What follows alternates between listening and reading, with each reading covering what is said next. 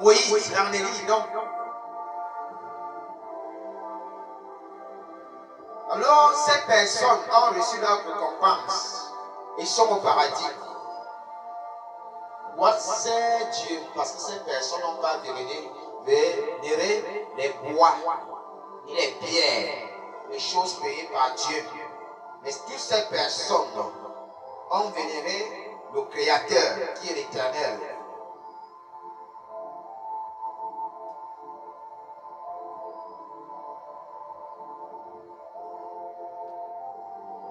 Sinon, nous devons avoir ici une image ou bien une statue que Moïse vénérait continuellement. Jésus nous aurait donné cette image. Il dit, voici donc la statue du Père que je vous laisse. Vous allez toujours la placer pour vénérer. Non. Il dit les vrais adorateurs du Père, les adorateurs que le Père recherche, sont ceux qui l'adorent en vérité. La vérité signifie ceci, ils ont placé le Père comme le véritable Dieu, au centre de toutes choses, au-dessus de toutes choses. La vérité ici signifie, ils ont mis tous les idoles de côté. Et pour cela, ils verraient donc le Père en esprit, parce que le Père est esprit. Comme le Fils est aussi esprit, comme le Saint d'esprit est esprit, comme son nom l'indique. L'esprit du Père. C'est donc de vénérer des images, des statues, et pierres muettes, et bois morts, des écailles, des plastiques. Bien, et vénère l'Éternel en esprit. Et pour cela, il te donne le Saint-Esprit qui intercédera pour toi. Laisse Marie en paix. Elle est au paradis. Elle danse avant moi, j'ai eu ma récompense. Elle atteint la nouvelle Jérusalem.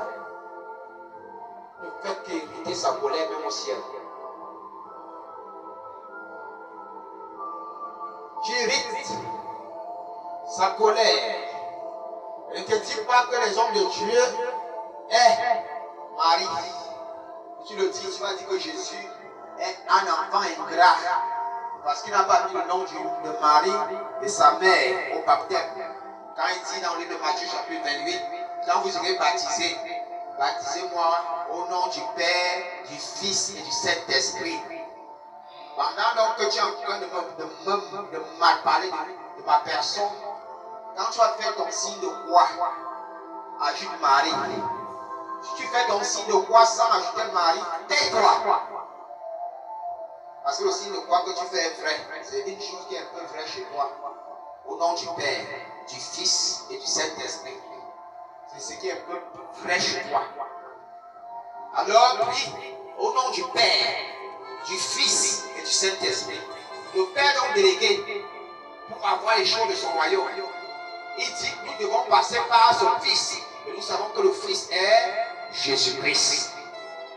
Dans le livre de Philippiens 2, partir verset 10, on dit, c'est à la mention du nom de Jésus que tout genou fléchit. Et on dit très bien encore dans la parole de Dieu, le nom de Jésus est au-dessus de tout nom. On dit même au-dessus du nom de Marie. Tu dis que le Fils ne peut pas dépasser la mère. Si le Fils n'existait pas, si la mère n'existait pas, le Fils ne devait pas exister. Esprit faux. C'est Jésus qui a créé Marie. Elle dit que si Jésus n'existait pas, Marie n'allait jamais exister. Marie est l'œuvre des mains de Jésus. Jésus existe avant même Abraham, avant Adam. Quand tu lis Proverbe 28, il dit quoi? Pendant que le Père est en train de tout créer, il est à côté du Père, comme un ouvrier, en train de créer aussi. Avec l'esprit, comme tu le lis dans le livre de Genèse chapitre 1.